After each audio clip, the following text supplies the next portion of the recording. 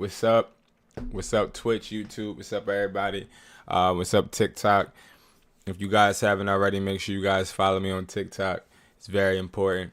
But without further ado, guys, I just want to say good morning. Good morning. Why does this look like this? Bro, this look like crap. What the heck? Oh, I gotta check the quality on this real quick.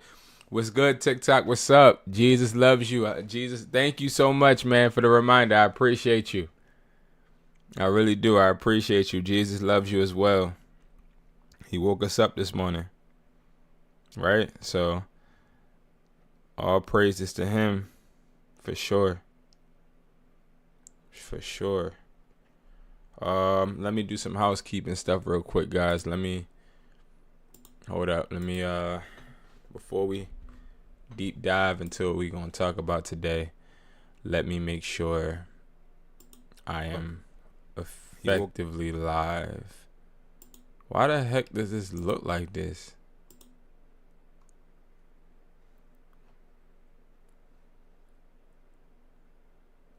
Whatever, we ain't even finna trip about the small things because, of course, it's going to always be some BS. All right, so number one, I want to talk about this, right? As I get things set up, I'm going to talk while I'm doing it. So yesterday I had a great talk with a few individuals that booked calls. I want to shout out to a lot of you guys, the people that are out there and they consistently remind me that they have the utmost belief in themselves. And no matter what comes in their way, and I won't share all of the, personal information that they have displayed, but it honestly is just motivating talking to so many entrepreneurs, so many people that have been through the ups and downs. And I remember yesterday I was talking to somebody and I told him, I said, yo, bro, yeah, we gonna make it. He said, we already did. And that's why I made the title for this video currently, Did We Already Make It? Because, see, when he said we already made it, it was really, really, really interesting to me. And the reason it was really interesting is, do we really believe we actually made it, right? Like, a lot of us watching this right now may be really, really down and hard on ourselves because we feel like today is Friday, prime example. If you got paid, great job. If you didn't, you like, dang, I can't wait until next Friday, right? But, like, what is actually making it is making it to the end of the week and being able to see the income that you work for is being able to work for yourself. I'm going to tell y'all a real honest thing that happened to me today, and it gave me a wake-up call, and it hurt my feelings, and I kind of got really, really down on myself. So I got a gun charge. I got a gun charge last year, in the beginning of last year.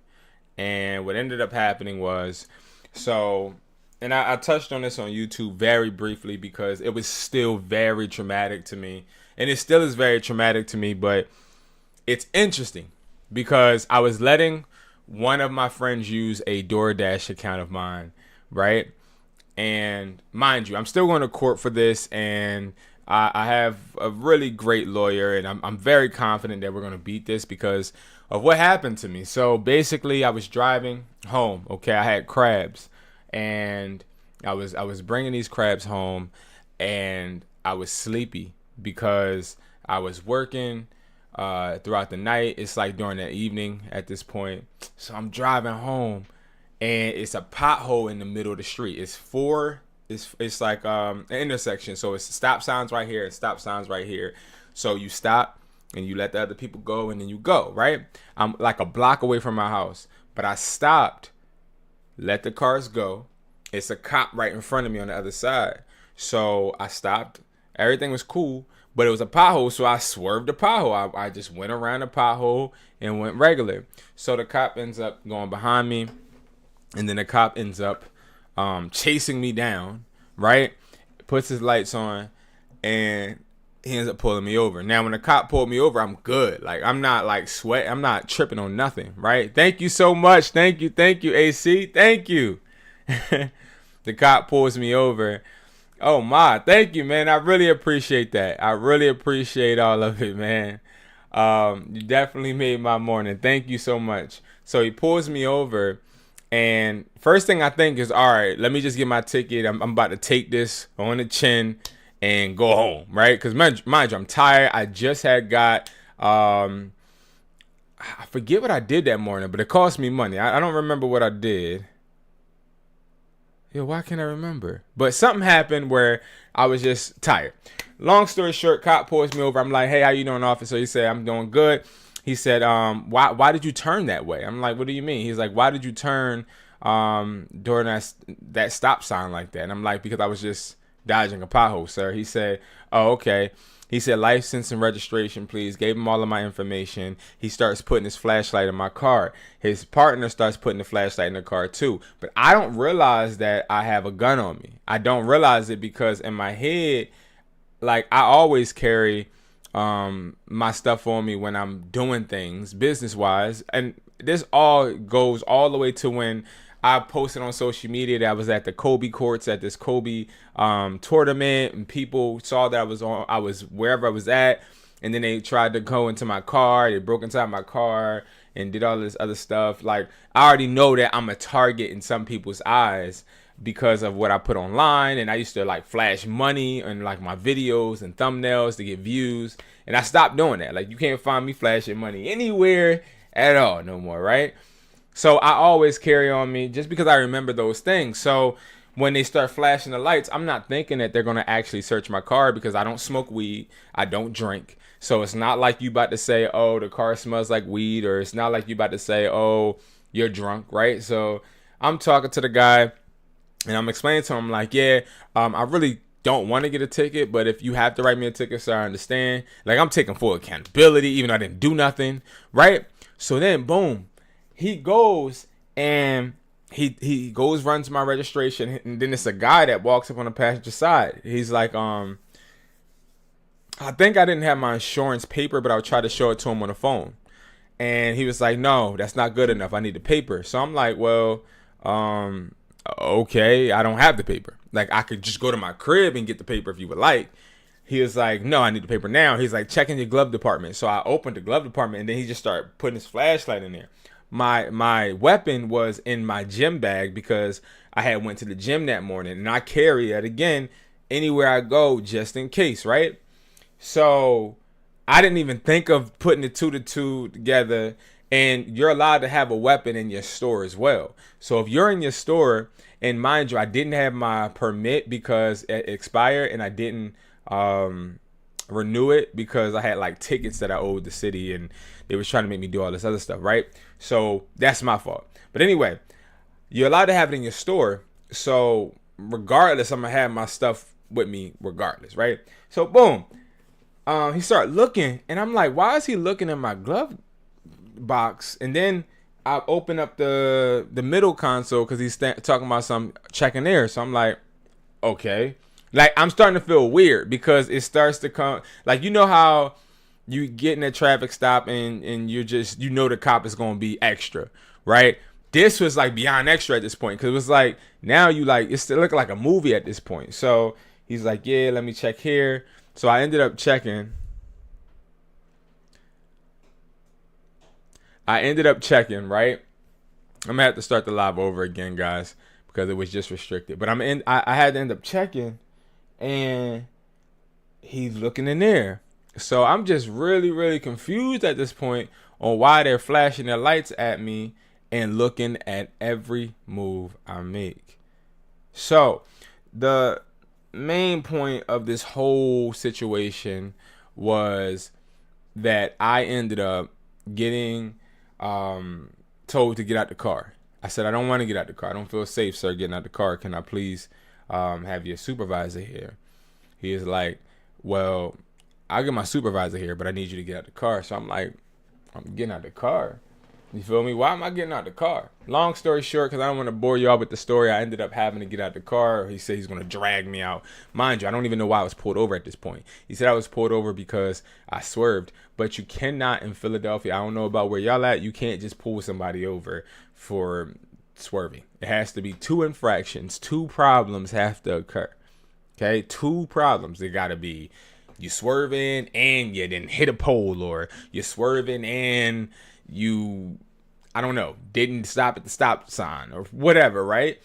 But it was not 2 infractions. If anything, it was 1, right? So boom.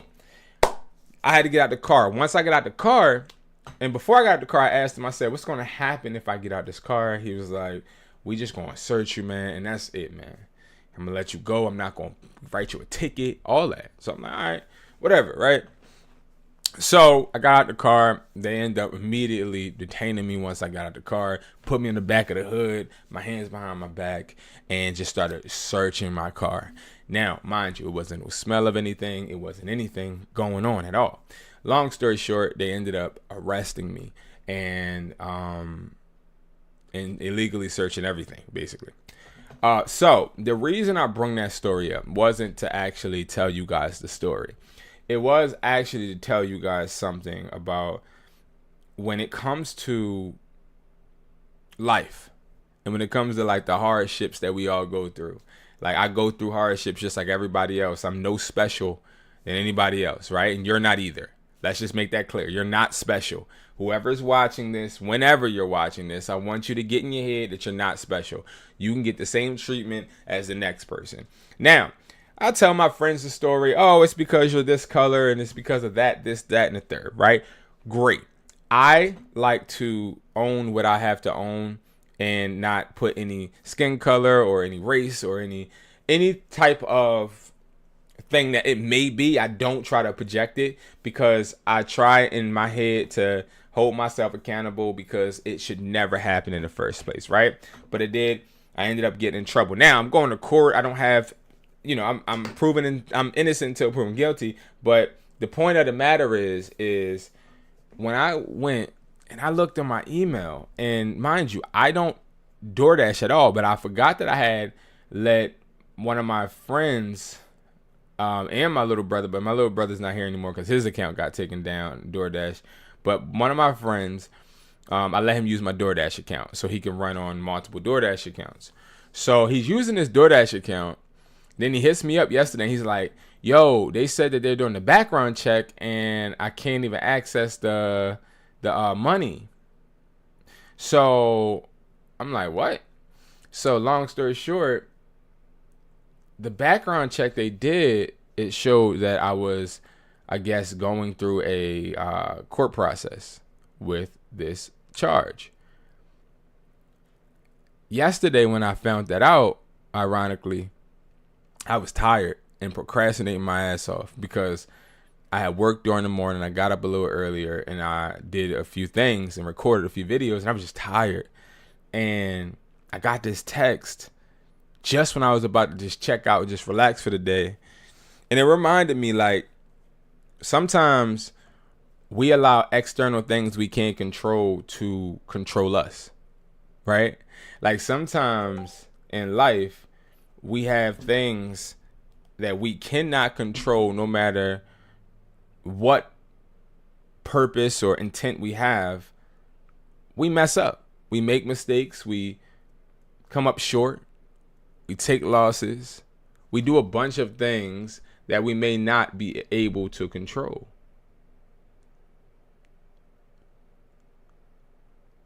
Hold on, let me fix this. I'm sorry, YouTube. Hold on. I got to start this live again because I messed up. I didn't say too much. TikTok said, But hold up now. We got to tell the truth, though. You feel me? Y'all know I'm uncut. I appreciate all the love. Y'all haven't subscribed, not subscribed, but follow my TikTok. Go do that. But look, so what I learned from this whole situation was sometimes you feel like taking your foot off the gas, and you have to learn that there is no way, shape, or form you can afford, no matter how much money you made, no matter how much success you're getting, to take your foot off the gas. We can't, because there's always going to be some point in some way in our lives that somebody can control us, that somebody can dictate the outcome. So it's like, yeah, money may not be a thing. Like, let's just say I got charged and I have a friend. He's a felon. He's a felon. I have a friend. He's a felon. Okay. He is a felon, a repetitive felon. Okay. I will say that. And the one thing about him is he's a great person, but he got into a lot of things that he couldn't get himself out of. Right. Okay. Now he's trying to straighten his life out and he can't get a job. He can't get a lot of different opportunities. And he's stuck. He's stuck doing things, hiding behind other people's names, doing things that, he wish he didn't have to, like Instacart and stuff. He's stuck. And to me, it's amazing how we work our butts off, whether it's a 9 to 5, whether it's you being a dad or a mom. We work our butts off trying to control our outcomes when essentially we really never in the beginning had the ability to really control it.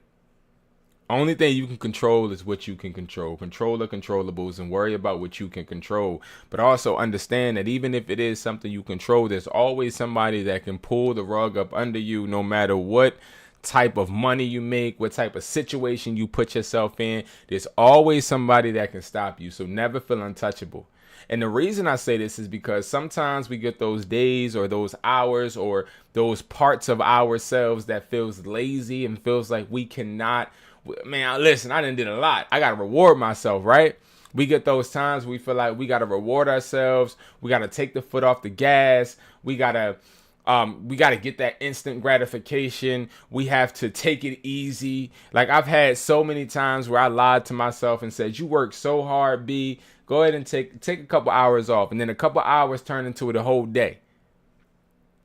And you know why that happens? It happens because we are addicted to a dopamine. We are addicted to chemicals that release in our brain that makes us feel good. We're not addicted to actually progressing and making things happen. We are addicted to feeling like we're making shit happen when in our reality, we're not. And those individuals out there that are looking to drop ship, those individuals that are looking to sell replicas, those individuals that are looking to make fast money, I'm going to tell you something. It can work and it will work. You'll get money. You'll get money selling replicas. You'll get money doing all of that. You're going to do it. You're going to get the money. But the problem is you're never going to learn how to keep it because you don't know how to get it honestly on your own. So I had a call with somebody. He paid me a good amount of money to have a call, literally just to talk to me about something I give for free on videos. So I said, well, why did you book a call to talk about this? He said, because I understand that a network is way more important than a service. So he was like, I just want to get to know you. I want to pick your brain. Blase, blase. So I let him talk. We stayed on that. He booked like a 15-minute call, or I think a 30-minute call. We stayed on for like about an hour. And he was just telling me how he had an investor, and the investor that he had ended up turning on him, and they ended up taking everything that he had. He ended up wanting to start his own brand because he understood that now he can't rely on other people. He has to rely on himself. The same story that a lot of us are going to end up going through. Like, I got a bunch of people that I talk to on an everyday basis that want to start a business every time I see them. But see, every time that I follow up with them, they never started a business.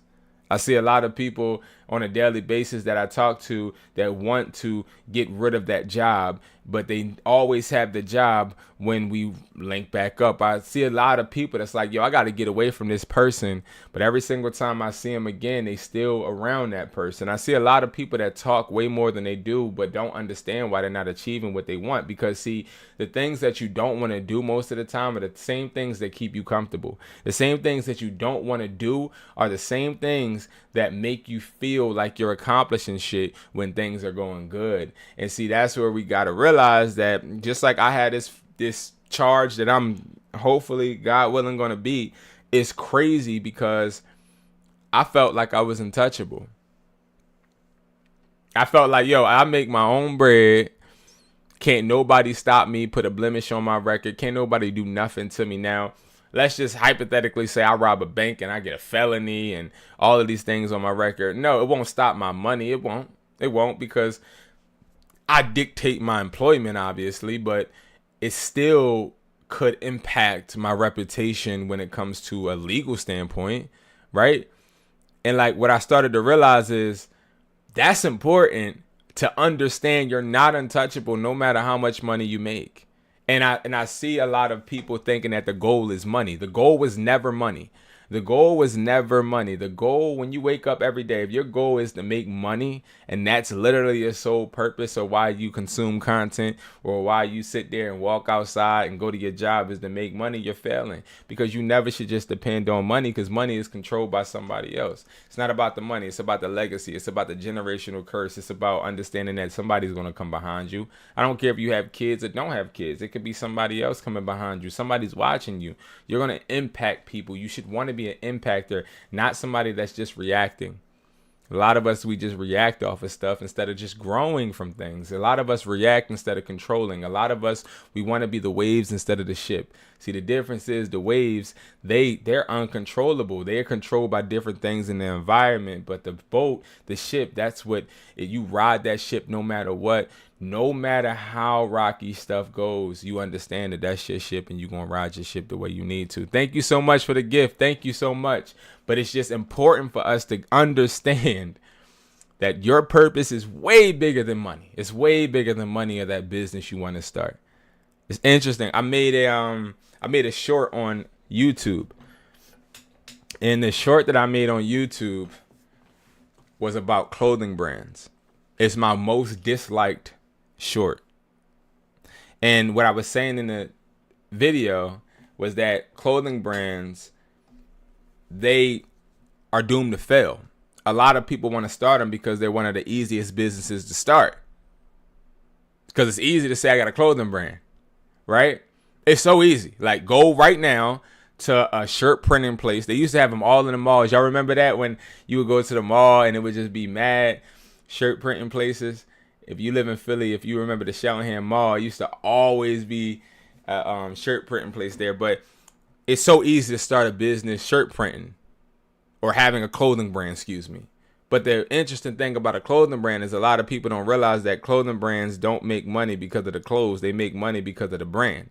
It's like, bro, you're trying to make a clothing brand. And this is why people dislike that reel, because what I said wasn't popular and it wasn't something that was motivating. Bro, why? What the fuck? Yeah, what? Anyway, a lot of people, the comments is crazy. A lot of people don't understand how to build. Thank you so much for the roses. I appreciate it. I really do. I appreciate it. I appreciate it. Thank you. Thank you. Thank you.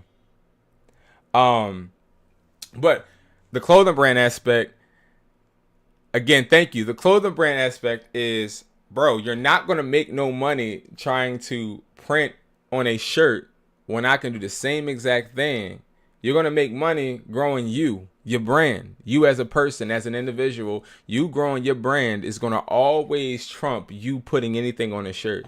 And I think a lot of people, they start, hey, bro, what kind of product can I sell? Hey, bro, how many phones can I flip? But it's not about the phones you flip or the products you sell. It's actually about the name that you put on it. It's actually about you. You are a brand. The way you take yourself to work, the way you compose yourself at work, the people you talk to at work, the people that you actually keep and connect with after work, those are all things that impact your brand for you to be able to excel to another level. Every single time I walk into a business, every single time I'm thinking about, hey, yo, what else do you do? What else do you do?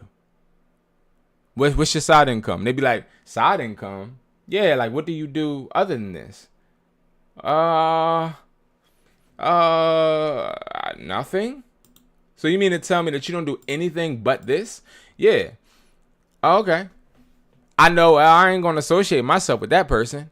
Not because I'm better than the person, but the person has nothing to give me. The person has nothing to teach me. So I want to ask y'all, right, as the coworkers, the people that you work with, when you go into that realm, that environment, what do the people around you offer you? Like, what do they give you? Do they give you anything, or is it just you literally being in that space, in that area, working? Because, see, if you are working a job that doesn't help you personally, you are literally in a position to where you're being used, and you think that money is way more important than time. And if you think that money is way more important than time, you will never have enough money to afford time. Because, see, what changed my life was me losing my job at Sam's Club when I was young. And me realizing, hey, I'm broke. And the reason I'm broke isn't because I don't have skills or I don't have the assets. It's because this whole time I thought that money was way more important than time. But then I had to realize that, wait, they can take the money whenever they choose. They can take the food off of the table that you feed your kids or feed your family whenever they choose. But you give that power.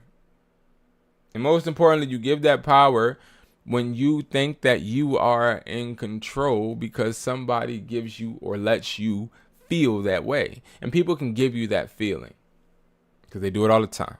People give people that feeling. Jobs give you security, you think, right? Jobs give you that security, you think. I know a few individuals that have the ability to start businesses, but they don't. You know something? One of the guys that gave me my first distributor, my first product distributor, he is a hustler, true hustler. He taught me a lot, okay? He helped me get my first wholesale distributor where I can actually get products. He was the person that made me actually become a little bit of who I am now. I can't give him full credit, of course, but he was a big help. You know, he works for somebody. And this guy actually helped me find a product distributor. He actually was using this product distributor to fund a Sprint business. So this is how it worked, right? It was a Jewish guy. Jewish people, if you have any connection to a Jewish business owner, I would say get under that person as soon as possible. Like, learn how that person operates. Not because they're better than anybody else, but because the way that the culture works is so oriented and it's so put together that it's very difficult for them as a unit to fail. And like, a lot of people don't understand why Jewish people are ultra successful, but it's like a lot into it that I had to learn from this Jewish owner. But long story short, this Jewish guy owned this Sprint store. He hired a guy to actually go get products for him in his store. The guy that he hired to get the products for him in his store is a guy that I came in contact with when he wanted to join my Wake Up Now company, which is a multi-level marketing company. We was like, it's like that thing where if I sign you up, you sign 3 other people up, you make money, you get your team and all that. Long story short, this same guy that was selling getting these products for this Jewish guy's store, still to this day, does the same thing for another person. But the Jewish guy is a multimillionaire right now, not even living in the country. But the guy that has the connect to get the products is still working. He's working for T-Mobile now, but he's still working. He's still working. Now, he's making a lot of money though. He's making a lot of money. Okay. He's making $100K plus a year, but that's what keeps him working. It keeps him working for somebody else instead of just going off and doing his own thing. But why doesn't he do it? He doesn't do it because, one, he's older. He's way older than me. He like 50 now or about to be 50. But the point of the matter is he doesn't see the value in time. He only sees the value in money. So he comes up to me in his Maserati and we make jokes and we compete against each other all the time. But the difference is that I actually have time and he doesn't. The difference is that I can actually do whatever I want, whenever I want, however I want, but he can't. The difference is I can go online and say, hey guys, I have this product and that product, but he can't. He can't. He has signed an NDA. He has signed a non-compete clause. He has signed a lot of things that has stopped and restricted him to be able to do anything because he keeps renewing this contract because he wants money. The difference between a lot of individuals is they go to work for money and don't understand that they need to go to work for time. They need to go to work, put in time to get money to regain their time, because time is the only thing you can't get back. You can go broke and get money again. You can't waste a year or 2 years and get those 2 years back. And I had to learn that, and I watched people that actually put me on settle for less because they wanted $100K a year. I mean, a secret, big secret. Let me make this very clear. 99% of the people that you see online driving Maseratis, Rolls Royces, all of those things, all of that stuff is based on credit.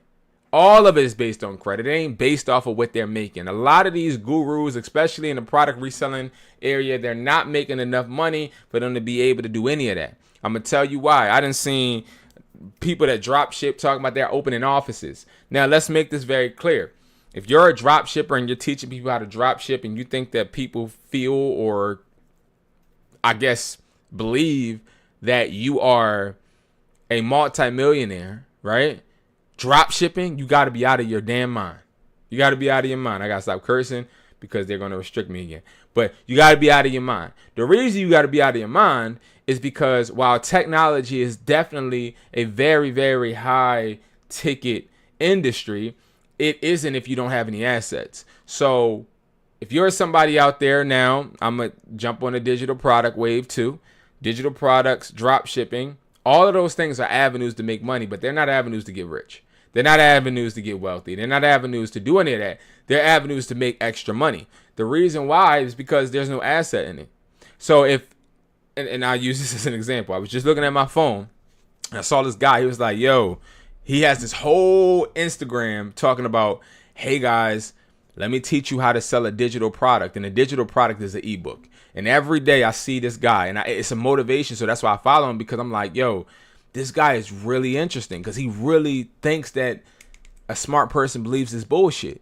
And see, the real hustlers that really make money, they be on social media watching these fake people that take out loans, have investors, and etc. Because I've talked to them, act like they really living this life.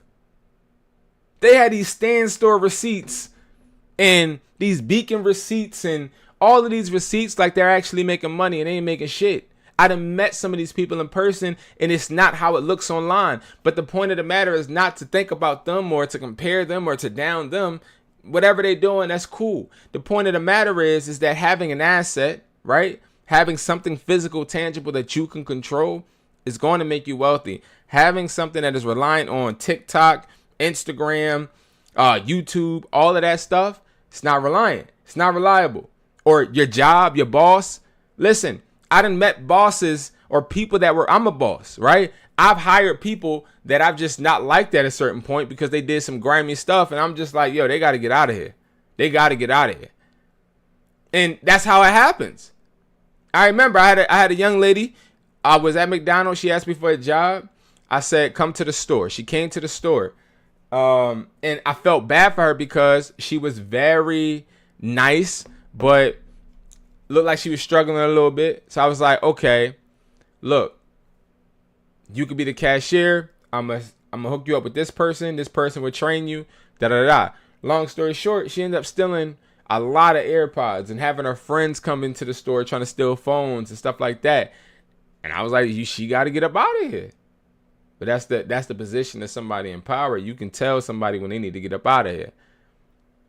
But like when you really understand power and understand how to gain it, you understand that, hey, the position I need to be in is the position where I can hire people to actually do things I don't want to do and use my time the way I want to use it. That's the difference. That's the difference. And that's how we start to get out of this rat race and start to get that money that we've been always wanting. Because the money, when you get that money, right? When you get the money that you think you want, it ain't never going to feel how you think it's going to feel. It ain't going to feel good. It ain't going to feel good. When you end up hitting that goal, you'll start to realize the good feeling didn't come from the goal. The good feeling came from you chasing it. The good feeling, that feeling that you get when you wake up and you like, fuck, you like, I ain't where I want to be yet. All right, let me get it. That feeling. And not everybody has that feeling. Some people wake up and they're just like, okay, let me just live life. I wake up every day like, yo, how the hell can I get better? I wake up every single day competing against what I was yesterday. I wake up every single day thinking to myself, what did I miss out yesterday on that I cannot miss out on today? I wake up every single day saying, how can I get better? Because I am depending on me. But when you do that and then you hit that goal that you wanted to hit, it's, you feel it. It feels like, hey, okay, yay. But then you move on. And I'll give y'all a really good example. Because it was really interesting that I felt this way. And I thought that this was really weird. So I'm an Eagles fan, right?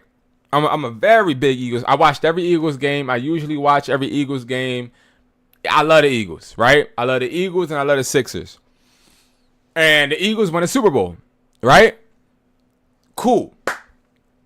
But you want to know something? Everybody, yeah, the Eagles, E-A-G, right?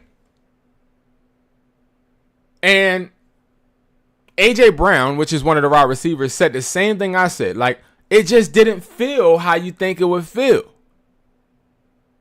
You know? Like, while everybody was like, oh my God, we won that championship. We won a Super Bowl. I was just sitting there. And I'm just like, this ain't enough. Salute. What's up, IB? Thank you, man. I'm like, this ain't enough. Winning ain't enough. It ain't enough because, see, the Eagles are a perfect example of what I'm trying to tell y'all right now. Sometimes winning is not enough because the win was too easy. The win did not feel as gratifying as you thought it would because you already knew you would get there. When I watched the Eagles, y'all, I swear to goodness, I already knew they was going to go to the chip. When I watched the Eagles every single week and we destroying everybody, I knew we were going to do something good. But see, when the parade happened and when everybody was climbing poles and I didn't even put out none of the Eagles footage I got from when they won. I didn't put out none of it. I have mad footage of crowds of people on Broad Street. I put none of it out. It wasn't exciting to me. It wasn't entertaining to me. And I love the Eagles. But one thing I will say is we need more. One thing I will say is there's something inside of me. Because the first Super Bowl we won, I was hyped.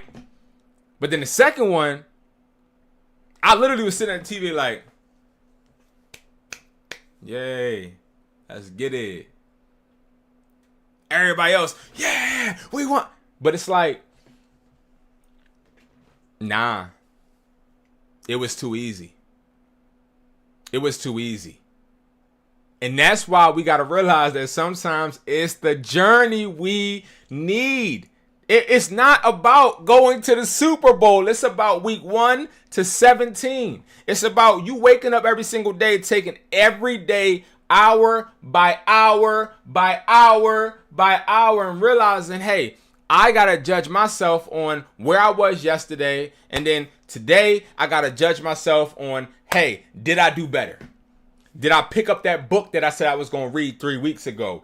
Did I do the content that I said I was going to do a month ago? Did I make sure that I made the money I said I was going to make last week? Did I save that check? Did I sit there? Am I still living paycheck to paycheck? Am I still... Listen, I just got 5 texts asking me to go out this weekend. I get asked to go out all the time. All the time. Different places. I have people that want to go out and I'm good. I'm good, bro. I'm straight. Because it's a difference between, hey, I understand I need to enjoy my time, and then understanding that, hey, I'm in a process of being able to enjoy my time on a different type of level. You see what I'm saying? Like, the people that are inviting me out, they think that, like, going out during the weekend is lit. They think, like, oh, yeah, like, we finna go and do this. We gonna do that. Yeah. Right? People thought that winning the Super Bowl was lit. But it's a difference, and A.J. Brown said it so good. It's a difference when you're looking at your competition and they put their head down when you're staring at them because they know they can't fuck with you. It's a difference. It's a difference when you sitting there and you selling products and their competition, they don't even fuck with you because they know that they can't come near you. It's a difference when your manager, your boss, I don't know if any of y'all ever had this experience, but your manager, your boss can't even say shit to you because they know that you run that motherfucker. It's a difference. It's a difference when you walk in the building, whether you own it or not, but you know you the motherfucking reason why the lights is on. It's a difference. It's a difference, and that's when you know you special. It's a difference. It's a difference when you understand that nobody can fuck with you because you put in so much hard work that it's unattainable for anybody to understand or explain why you are in the level that you are at. And here's the difference is when you are doing that, there's no end. There's no, oh, that's the finish line. There's no, oh, that's the ending goal. Because you keep going and keep chasing because you understand that the satisfying, gratifying, fulfilling part of life is not about being successful. It's not about getting money. It's not about getting married, having a whole bunch of kids. It's not about the white picket fence. It's not about traveling. It's not about none of that. It's not about having that car. It's not about none of that. What it's about is making sure any and everything around you that wants to compete cannot. It's about understanding that nobody can fuck with you. That's what I want you to think about every time you wake up, is that I want to be so great that nobody can fuck with me. That's how great I want to be. I want to be so great that nobody can fuck with me. Because when I'm that great, when I die, what are they going to say? Nobody can fuck with them. That's it. That's all I need people to say. I want them to be at the podium. I want whoever's at the podium when I die to say, he done did everything that he needed to do. And let me tell you something, right? A lot of us don't understand that because we think that it's okay to be bare minimum. It's so many people, and I've been observing this throughout my life in general as of lately. There's so many people doing the bare minimum. We just do the bare minimum. We literally do the bare minimum. We accept the bare minimum. People do the bare minimum. You do the bare minimum. And then if you do the bare minimum, but so much, guess what ends up happening? The bare minimum becomes the standard. Your kids get the bare minimum. You get the bare minimum. Your parents get the bare minimum. And if you get the bare minimum and you think the bare minimum is okay, guess who else thinks it's okay? The people that come behind you. That's why there's a lot of people right now that are okay with working 9-to-5s and not having any other income. Because all of our parents, most of them, not all, most of our parents accepted the bare minimum. It was nothing wrong with them though. It was nothing wrong. But you want to know why this generation has more entrepreneurs? This generation has more entrepreneurs because the internet shows us more than the bare minimum now. See, back in their day, they couldn't see how much they can get. So that's why when I'm on the phone with my mom, the mom that has never came to any one of my stores, the mom that has never brought any one of my products, the mom that has never watched any one of my videos, the mom that has never supported any one of my businesses tells me, hey, you ever think about going to school? It's not because I'm a failure. It's not because she thinks that I'm a failure. It's not because she thinks I don't have money. You want to know why? It's because she thinks that's the only way. And I had to tell her, just like I have to tell a lot of people, right? Just because your definition of success looks this way doesn't mean mine needs to. But see, the point is too, though, right? It's always the other way around too. Because see, somebody may only judge a success based on if you go to college or based on if you have a certain type of education or if you have a certain type of job. And then you like, why won't my family support me? Why won't they say I did a good job? Because what you're doing is not comprehensible to them. See, when you are out there doing something that nobody else had the balls to do, they're never going to congratulate you. They're never going to say good job. They're never going to say, Brandon, keep it up. Because they don't even understand it. They don't understand it. Just like I don't understand a contractor that builds a house, rehabs a house by yourself from ground up. I don't congratulate. I thought that was your job. But he did a great job because he did things that maybe he didn't know how to do and had to learn and had to do X, Y. Like, we can't understand what somebody else is going through if we don't even have the balls to do it ourselves. Me, I'm not ever being a contractor. That ain't the life I signed up for. There's nothing wrong with it. My best friend is a contractor. It ain't nothing wrong with it. There ain't nothing wrong with it. And the beautiful thing about whether you work with your hands or you work with your mind is they all cost money.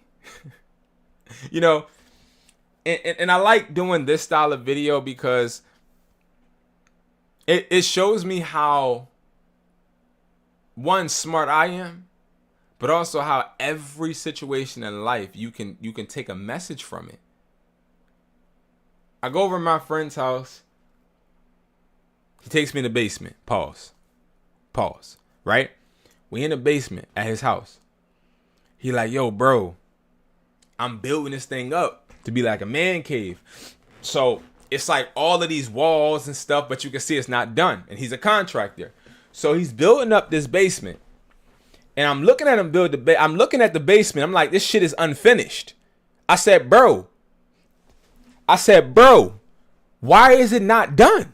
You've been doing this for a while. He said, because it costs a lot of money. I said, bro, that don't even make sense. I said, because you know how to do everything down here, right? He said, yeah. I said, so why isn't it done? He said, it costs money. I said, well, you got that rental property, this rental property. You got that contract, this, that, and the third. You just did that. You just did this. Why can't you just get it done, bro? And it's interesting because you be thinking people got it like that. And sometimes you think, well, if you had that skill, you would be able to. But then what he did was he broke it down to me. He said, this thing right here, this wood panel right here, this cost me X amount of dollars. That cost me X amount of dollars. That cost me X amount of dollars. I'm behind on this mortgage. I'm behind on that mortgage. I got this going on with this. I got that and this and this and that. That's why I ain't get it done, bro. And you want to know the beautiful thing about it? I didn't know. I didn't know until I asked. The reason I say that is because a lot of us, we wear our failures on our sleeve. We wear disappointment on our sleeve. We wear failure on our sleeves. I hate a person that wakes up and you can tell they're disappointed in themselves. I hate a person that wakes up and you can tell they're depressed. I hate a person that wakes up and you can tell that they gave up on their dream. You know why? Because there's people just like them that get up every single day, fall on the ground, get kicked 1,000 times, ran over about 40 times, heart stomped on, brain stomped on, the legs hurt, their back hurt, but they still get their asses up, back straight, chest out, chin up, and they handle their business. And you ain't never going to be able to tell they going through it. And then you might be like, well, Brandon, that's just not everybody. It's not. It's not. But when I said I hate those type of individuals, I mean it. I hate those type of visuals. I hate those type of people because they should never be around me. See, there's one thing that we have to realize with people, right?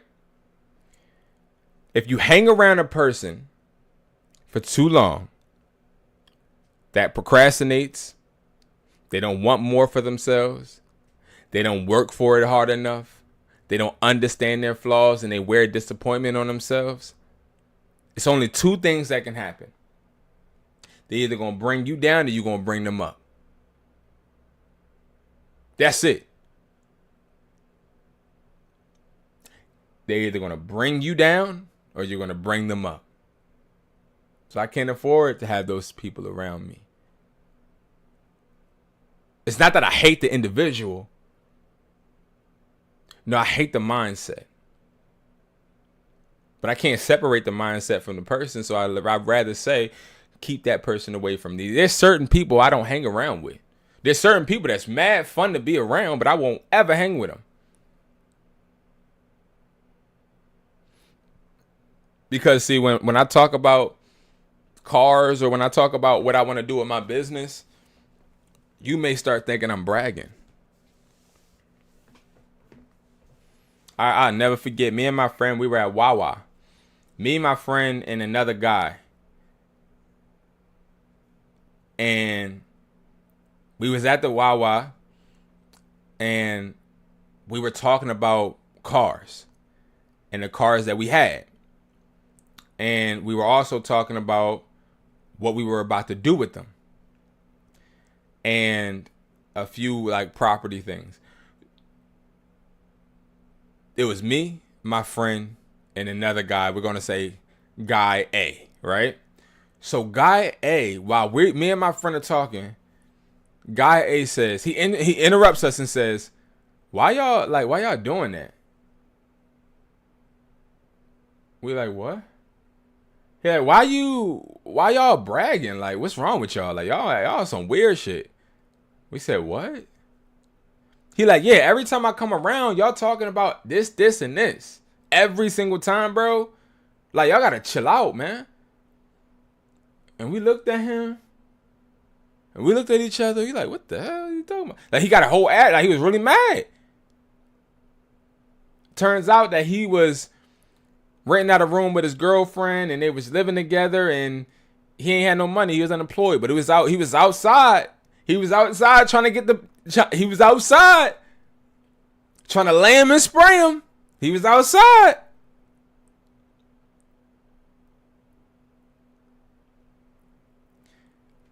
That taught me something real young. It taught me that females were never the priority. Because you can't get a female and be broke. Because what ends up happening is if you get a female and you're broke, you won't never be able to afford her. You also won't be able to afford problems. You also won't be able to afford the confidence that you need to exert. And you also won't be able to afford the time you need for yourself. But also what it taught me was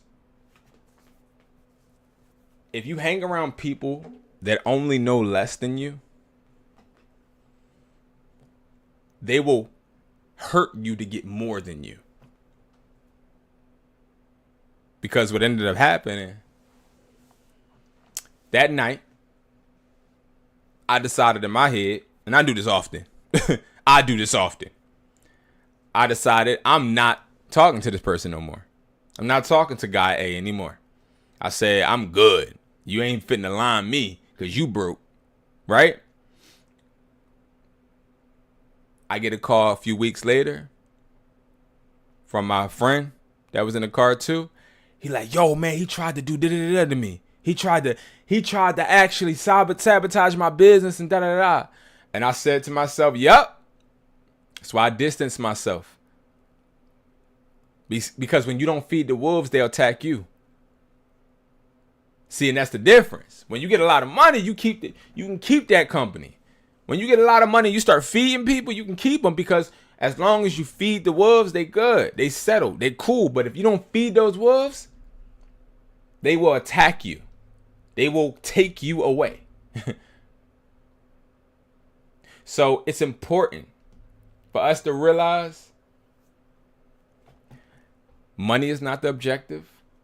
Our surroundings, our process, our journey, our ups and our downs, that's where we should be at our highest. Because no matter if you down right now, and I'm talking to whoever woke up today broker than they was yesterday, whoever woke up today and didn't get that check because they job messed up the check, whoever woke up today and they didn't feel right, whoever woke up today and just feels like they are less than what they should be, all I want to say to you is just get over it. I don't have no pity party stories for you. I don't have no, hey guys, it's going to be, I don't have none of that shit for you.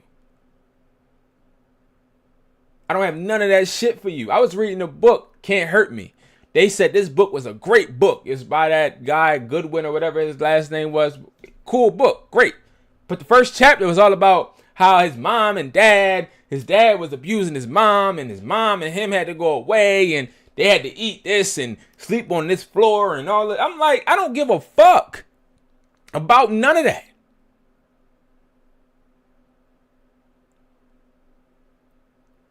One thing I hate is a sad story, because we all got them. So it's like when people bring up the sad stories, in my opinion, they're bringing up the sad story to try and bring themselves high to show you, but I was so down and out, and my mom ain't had no money, and then I came out victorious. Bro, listen to me. I'm the type of person, lead with the victorious the victorious part first. Tell me how you were victorious and lead the sad story out, because we all got them. We all got problems, and we all got situations where we failed. We all had them. You right there, you had them, and you might be going through something right now, but you need that friend to tell you to get the hell up over it. And you also need that friend that don't answer those phone calls when you keep calling with the same repetitive sad story. See, a lot of us, we don't have that. I'm that friend. I answer the phone the first time. You're like, oh my God, she done hurt me. She done did this to me. She done did that. I listen, bro. And I'm like, damn, bro, you good? You whoop-de-whoop, cool. I'll probably answer the second time. I might even answer the third. But I'm not going to keep answering you complaining. I'm not about to do that. Because you complaining brings that energy to me. I'm going to tell you something. I got some of my most depressing times in between the four walls by myself. I had plenty of people to reach out to, and all of my fellas, maybe girls do this too. I can't speak for women, and I don't dare do it. But the easiest thing is to move on to another female, or to try and put yourself into another situation to where you can ignore things and to where you can get over it, right? I've been there and done that. But one thing I'm going to tell you, right, is the more you ignore the fact that you're going through some shit, and the more you try to cover it up with something else, is the more that you are weakening yourself. It's the more that you are actually taking yourself out of the race, because see, the pain is what you need. The pain is what you need. The embarrassment is what you need. My friend told me the other day, he was like, yo, bro, she doing this to me. She doing this to me, and she doing this to me. Okay, I'm not going to say everything because it was some crazy stuff. She doing some crazy stuff to me, and she put me in this position. I'm broke now. I said, damn, bro, for real? He said, yeah. He said, but guess what, bro? I said, what? He said, she don't know, but she about to go through this, and this, and this, and this, and this, and this. I said, she about to go through all of that? He said, yeah. I said, so what you going to do? He said, nothing. I said, really? He said, yeah. He said, she left me for dead, so I'm going to leave her for dead. And when he said that to me, and this is like how amazing I think life is, because pain brings you into the person you are meant to be. And when he said that to me, I said, bro, you're a coward. It was a random conversation with my guy, and I looked, well, I didn't look at him because he was on the phone, but I said, bro, you a coward. I'm that type of friend. Because he said, well, I'm not a coward, bro. If she left me to die, bro, I'm gonna leave her to die. I said, let me let you know something. You ever watch a DC movie or a Marvel movie? He said, yeah. I said, you ever heard of Batman and Superman and Spider-Man? He said, yeah. I said, what you think those stories are about? He said, heroes. I said, yeah. I said, so let me ask you something. He said, yeah. I said, why didn't Batman ever let Joker die?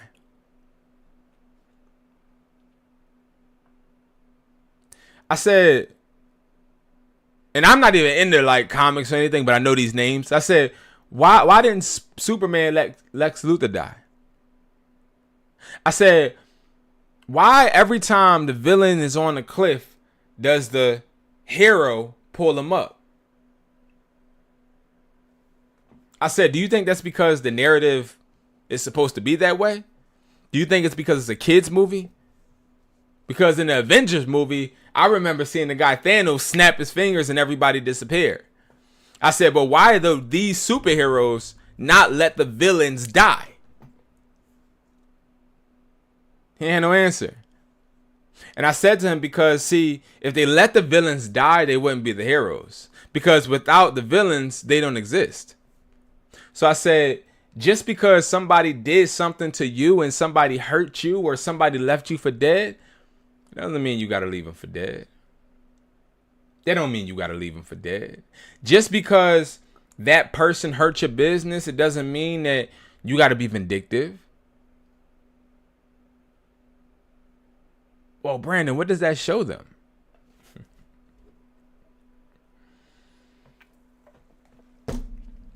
Listen, if you had $1 million, would you show the $1 million that you had? But let me dumb it down.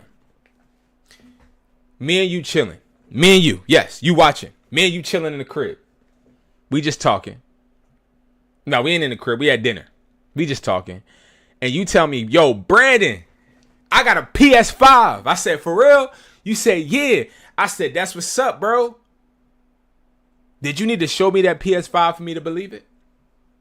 No, right? Like, I just like, oh, okay, that's cool. So I'm gonna ask you, if you had $1 million, would you?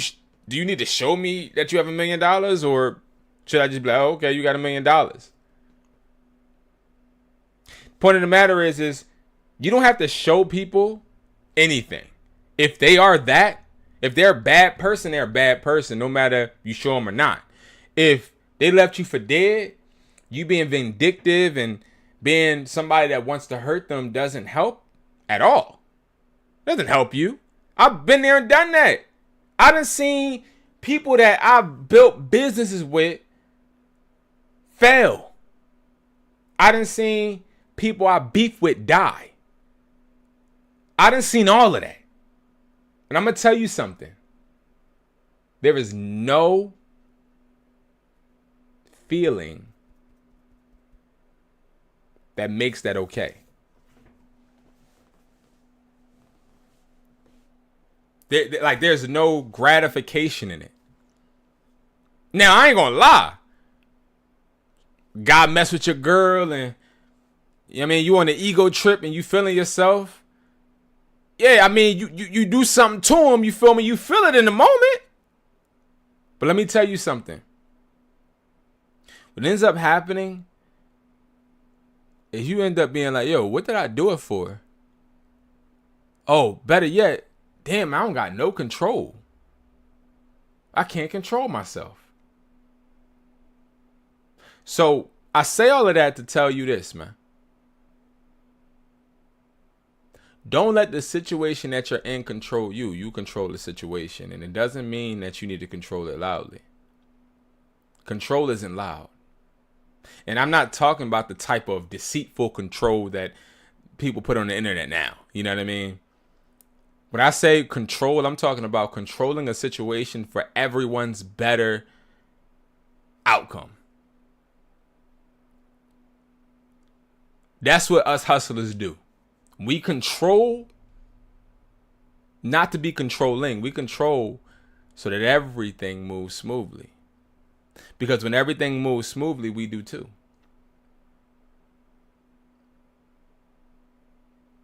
I started this talking about the Eagles, and I want to end it talking about the Eagles, right? Because it's another big thing for you guys to learn within that Super Bowl win. You don't have to do everything the way that society wants you to. You don't have to throw for 100,000 yards. You don't have to run the ball every time. You don't have to win how I do. You don't have to sell how I do. You don't have to make money how I do. You don't have to make content like I do. You don't have to do anything that anybody does. You need to just do it to win in the way that works for you. So I say again, control what you can control. And to answer the question, have we made it? Have we truly made it? Which was the point of this whole video. The answer is I hope not. Because to have made it means there's nothing left. To have made it means that we gave up. To have made it means that we feel accomplished. I don't know about you, but when I wake up and put my drawers on, and I put my shirt on, and I put my socks on, I still feel like I gotta do more. I still feel like I'm in the journey, because the journey is the most satisfying and gratifying part of life. Think about it. If you didn't have bad days, how could you have good ones? If you didn't have broke weeks, how could you have profitable ones? How? Right? So I want y'all to realize, man, fuck the sad stories, man. Fuck what you going through, man. Get over it. Run through that shit. Because can't nobody stop you but you. Can't nobody settle but you.